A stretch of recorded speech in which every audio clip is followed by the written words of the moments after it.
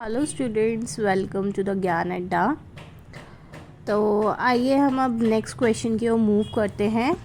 आज एक नया जर्नल एंट्री को समझ रहे हैं हम।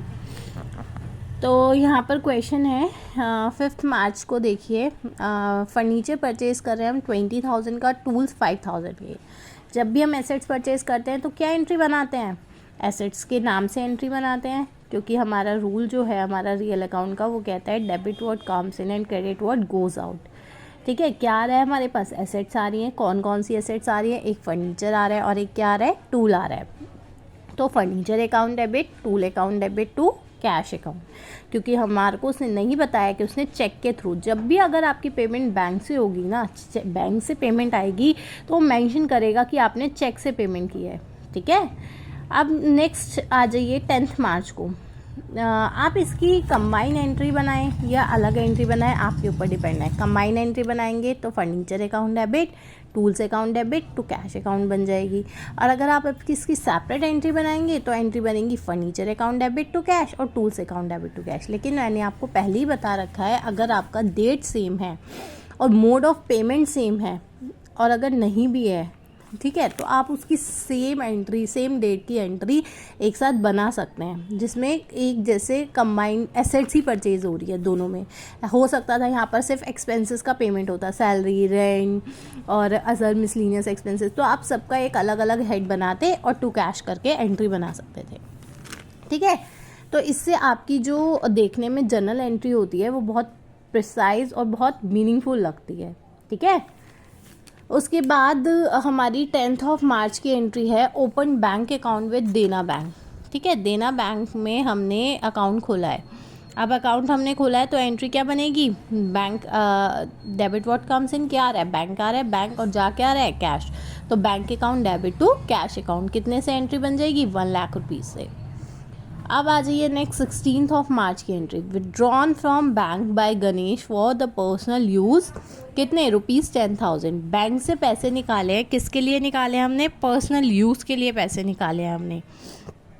ठीक है, यहाँ देखिए, बैंक से पैसे निकाले हैं पर्सनल यूज़ के लिए 10,000 रुपये हमने। तो जब हम पर्सनल यूज़ के लिए कोई पैसा निकालते हैं तो क्या एंट्री बनाते हैं? ड्राइंग्स डेबिट करते हैं। Debit all the expenses, expense है हमारा, हमने ड्राइंग्स की है तो ड्राइंग्स अकाउंट डेबिट। और टू क्या होगा? बैंक से पैसा निकाला है। अगर हम अपने बिजनेस में उसने लिखा होता पैसा कैश निकाला है तो हम कैश को क्रेडिट कर देते, लेकिन अब उसने कहाँ से पैसा निकाला है? बैंक से पैसा निकाला है, तो हम क्रेडिट किसको करेंगे? बैंक को। तो drawings account debit to bank account. Next 18 March पे एंट्री बन रही है हमारी, विड्रॉन फ्रॉम बैंक ₹40,000। हमने बैंक से कितने रुपए निकाले हैं? 40,000 रुपीज़ हमने बैंक से निकाले हैं। अब जब बैंक से पैसा निकाला तो हमारे पास क्या आया? कैश। बैंक से पैसा निकाला तो बैंक से तो कैश निकाल के ला रहे हैं ना, तो हमारे पास क्या आएगा? कैश। जब डिपॉजिट करने जाते हैं तो हमारे पास आता है बैंक, क्योंकि बैंक आ गया और कैश तुम्हारे पास से बैंक के पास चला गया। तो यहाँ पर क्या आया तुम्हारे पास? Cash. Cash account debit to bank account. अब नेक्स्ट 22 मार्च की एंट्री है, bought shares in Colgate limited ₹50,000 rupees and the brokerage paid 2% all the payment made by cheque. यहाँ पर शेयर्स खरीद रहे हैं। शेयर्स अभी आपके लिए सिर्फ इतना ही मीनिंगफुल है, शेयर एक आपके लिए इन्वेस्टमेंट है। रिलायंस लिमिटेड है, टाटा लिमिटेड है, कोई भी कंपनी है XYZ, आप उसके शेयर्स खरीद रहे हैं, एक इन्वेस्टमेंट कर रहे हैं। ठीक है, किसी कंपनी में इन्वेस्टमेंट कर रहे हैं। ठीक है, जब आपने उसके अंदर इन्वेस्टमेंट करी तो आपके लिए वो क्या हो गया? इन्वेस्टमेंट हो गई। ठीक है ना, आपने किसी में पैसा लगाया, यानी आपने क्या किया? इन्वेस्टमेंट करी। तो शेयर इन्वेस्टमेंट अकाउंट डेबिट तो क्या हो जाएगा? किससे पेमेंट करी? बैंक से। जो आपने पेमेंट करी इसकी, वो किसके थ्रू करी? बैंक के थ्रू पेमेंट करी। और जब भी मैंने बताया इन्वेस्टमेंट भी क्या आपके लिए एक एसेट्स है, आपके लिए इन्वेस्टमेंट क्या है? एक एसेट्स है ना, वो आपका खर्चा नहीं है, वो आपके लिए परचेजेस नहीं है, वो आपके लिए एक्सपेंस नहीं है। This is an assets, investment is an assets. तो इन्वेस्टमेंट है, तो इन्वेस्टमेंट जब मैंने बताया एसेट्स के केस में, जब भी जितने भी उसके ऊपर एक्सपेंसेस होते हैं उसे पुट टू यूज़ करने तक के वो उसकी कॉस्ट में ऐड होते हैं। हमने बिल्डिंग वाला एग्जाम्पल पढ़ा था, हमने बिल्डिंग के ऊपर जो ब्रोकरेज पे की थी, हमने रजिस्ट्रेशन चार्जेस पे किए थे, हमने उसकी कॉस्ट में इंक्लूड किए थे। तो सेम एज दैट हम यहाँ पर क्या करेंगे, इन्वेस्टमेंट जो 50,000 रुपीज़ की है उस पर 2% कितना बैठेगा, 1,000 रुपीज़, वो इसकी कॉस्ट में ऐड कर देंगे। तो 50,000 प्लस 1,000, 51,000 रुपीज़ एंट्री बनेगी investment account debit to bank. Investment assets purchase करी और पेमेंट किसके थ्रू हुआ, बैंक के थ्रू हुआ। और हम इसकी नरेशन में लिख देंगे कि हमने इन्वेस्टमेंट किया है इन कोलगेट लिमिटेड। अब नेक्स्ट एंट्री 24 मार्च की, हमने पोस्टेज परचेज़ किया। पोस्टेज हम क्या करते हैं, हमारा डेली का काम है, हमारे यहाँ से कुरियर जाते ही हैं, तो अब हम क्या करते हैं कि अपने पास हमने स्टैम्प्स मंगवा के रख लिया है। आजकल तो ऑनलाइन का जो है कि अमेज़ॉन के थ्रू या उसके थ्रू जा रहे हैं, तो आप उनके बारकोड्स या उसके जो स्लिप्स आते हैं वो भी आप उसको परचेज़ कर सकते हैं। तो पोस्टेज जो है, आपकी स्टैम्प्स जो है आप अपने पास ला के रख ली, तो वो जो पोस्टेज है वो आपके लिए एक्सपेंस हो गया ना, डेली के एक्सपेंस है, वो आप उसके ऊपर स्टैम्पिंग करते हैं, वो उनकी भारत सरकार की वो जो आती हैं छोटी छोटी पर्ची वो लगाते हैं। तो स्टैम्प जो आपका है, पोस्टेज के जो चार्जेस है वो आपके एक्सपेंस है, तो एक्सपेंस हमेशा क्या होगा, डेबिट। यहाँ पर परचेज वर्ड सिर्फ मैंने बताया था कब यूज़ करते हैं, जब हम गुड्स परचेज करते हैं। जिस बिज़नेस में हम डील कर रहे हैं, अगर हम वो गुड्स को परचेज़ कर रहे हैं, वो सर्विसेज को परचेज़ कर रहे हैं, तो हम परचेज वर्ड यूज़ करेंगे। अदरवाइज एसेट्स के केस में एसेट्स का नाम आएगा, एक्सपेंस के केस में एक्सपेंस का नाम आएगा।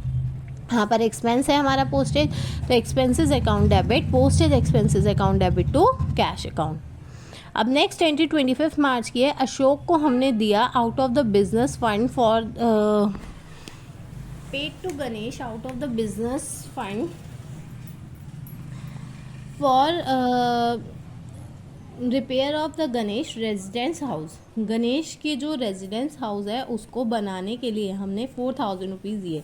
रेजिडेंट, सबसे पहले रेजिडेंट हाउस यहाँ लिखा है। रेजिडेंट का मतलब जहाँ आप रहते हैं, जहाँ आप और आपकी फैमिली रहती है। रेजिडेंशियल प्रॉपर्टी है वो आपकी, जहाँ आप रहते हैं। हमने अशोक को दिया है, बिजनेस में से पैसा दिया है, और किसके लिए दिया है, उसके रेजिडेंस के लिए, रेजिडेंशियल हाउस की रिपेयर के लिए जहाँ वो रहता है। बिज़नेस से पैसा निकाला जा रहा है तो ये ड्राइंग्स हो गई।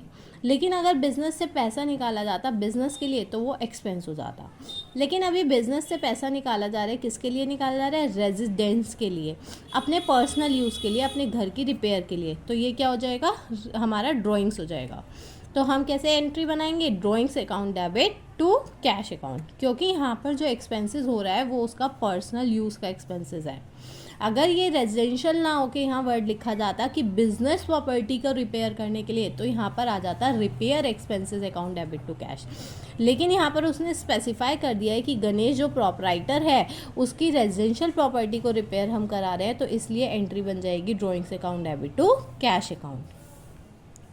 नेक्स्ट एंट्री हमारी जो आ गई वो है 28 मार्च को। Paid electricity bill ₹18,000 and the miscellaneous expenses ₹120। हमने इलेक्ट्रिसिटी बिल का पेमेंट किया कितने रुपए का, 1800 रुपीज़ का। 1800 का हमने इलेक्ट्रिसिटी बिल दिया है, और मिसलिनियस एक्सपेंसेस हमने 120 के दिया। मैंने आपको सबसे स्टार्टिंग में ये बता दिया था, अगर एक ही डेट पे जब हमने एसेट्स वाला ये पढ़ा था, टूल्स और फर्नीचर वाला, कि अगर सेम डेट पे कोई एक्सपेंस एक साथ हो रहे हैं और मोड ऑफ पेमेंट भी सेम है तो आप उसकी कंबाइन एंट्री बना देंगे। अब यहाँ पर बनाएंगे electricity bill account debit, miscellaneous expenses account debit to cash account, क्योंकि उसने चेक का नाम नहीं लिया है। नेक्स्ट 31 मार्च को आई सैलरीज अनपेड। अनपेड मतलब अभी तक पे नहीं हुई है, कितनी है वो, 15,000। And rent due to the landlord, और हमें रेंट भी देना है किसको, लैंडलॉर्ड को। ये दोनों आउटस्टैंडिंग एंट्रीज हो गई। अनपेड है, हमारे सैलरी जो है वो हमें देनी है, लेकिन अभी तक हमने नहीं दी है, तो हमारे ऊपर एक लाइबिलिटी आ गई है ना, हमारे ऊपर एक लाइबिलिटी आ गई है कि हमने पेमेंट करनी थी अपने एम्प्लॉयज़ की, या लैंडलॉर्ड को रेंट देना था, वो अभी तक हमने नहीं दिया है। तो एक्सपेंस डेबिट हो जाएंगे, salaries expense account debit, rent account debit to outstanding salary और आउटस्टैंडिंग रेंट। यहाँ पर हम अलग अलग एंट्री क्यों बनाएंगे, हम एक नाम भी लिख सकते हैं कि आउटस्टैंडिंग वर्ड, आउटस्टैंडिंग सैलरी और आउटस्टैंडिंग रेंट। यहाँ पर अगर आप देखेंगे, आप इसकी कंबाइंड एंट्री करने जाएंगे तो आपको सैलरी को भी डेबिट करना पड़ेगा और रेंट को भी डेबिट करना पड़ेगा, और उसके बाद आउटस्टैंडिंग सैलरी और आउटस्टैंडिंग ही रेंट को क्रेडिट करना पड़ेगा। तो आप देखिए, एक डेबिट के साथ एक क्रेडिट अलग अलग हो रहा है, एक डेबिट के साथ एक क्रेडिट अलग अलग हो रहा है।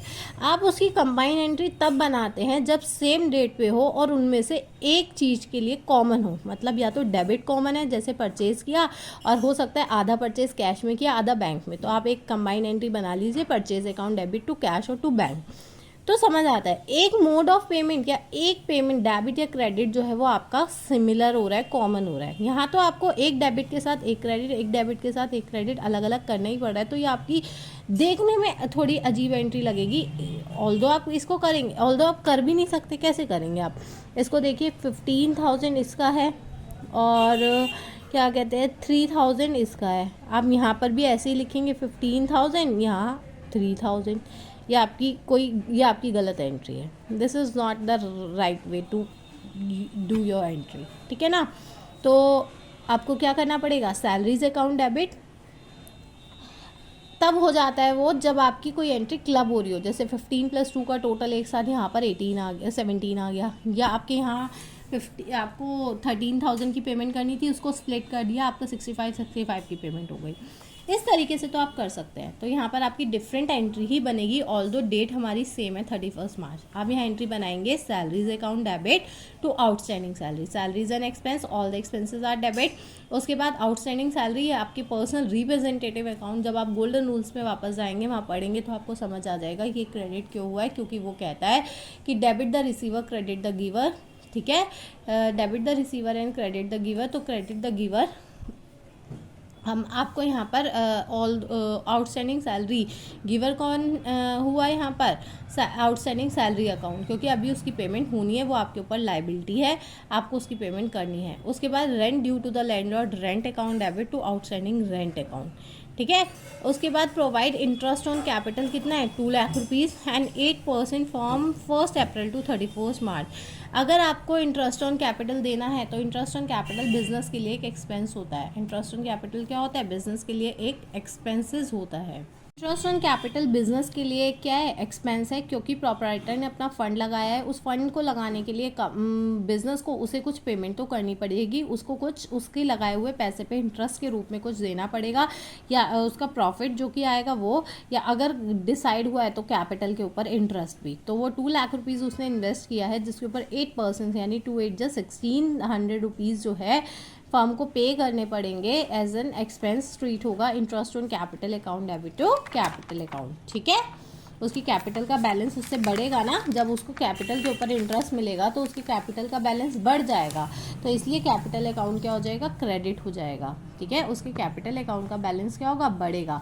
जितना प्रॉफिट तुम अर्न करते जाओगे उससे उसकी कैपिटल बढ़ती जाएगी, तो प्रॉफिट आने पे भी क्या एंट्री बनेगी, प्रॉफिट एंड लॉस, यानी profit account debit to capital account, क्योंकि उससे उसके कैपिटल का बैलेंस बढ़ेगा। कैपिटल का नेचर क्या है, क्रेडिट होने का है, कैपिटल का नेचर क्रेडिट होने का है, और अगर उसमें कुछ एडिशन हो रहा है तो वो क्रेडिट ही होगा। जिसका जो नेचर होता है उसमें अगर वही एडिशन होता है तो उससे क्या हो जाता है, उस अकाउंट का बैलेंस इंक्रीज हो जाता है। तो आज मोस्ट ऑफ द जो हमारा जर्नल एंट्री का पार्ट था वो कंप्लीट हो गया है। माइट बी 1 और 2 लेक्चर्स, ये हमारा जो चैप्टर है वो बिल्कुल फिनिश हो जाएगा। इसके बाद हम नेक्स्ट चैप्टर की ओर मूव करेंगे। अगर आपको कोई भी जर्नल एंट्री बनाने में अगर आपको कोई भी प्रॉब्लम आ रही है, आप नीचे जर्नल एंट्री लिखिए कमेंट में, मेरे से पूछ लीजिए कि मैम इसमें ये डेबिट क्यों हुआ है, मैम इसमें ये क्रेडिट क्यों हुआ है, क्या इसके पीछे क्या रूल लगेगा, इसके पीछे क्या वजह है कि ये डेबिट हुआ है और ये क्रेडिट हुआ है, और बैक टू बैक आपको अब क्वेश्चंस मिलते जाएंगे। तो please do subscribe my channel, like share and comment. Thank you so much, bye bye.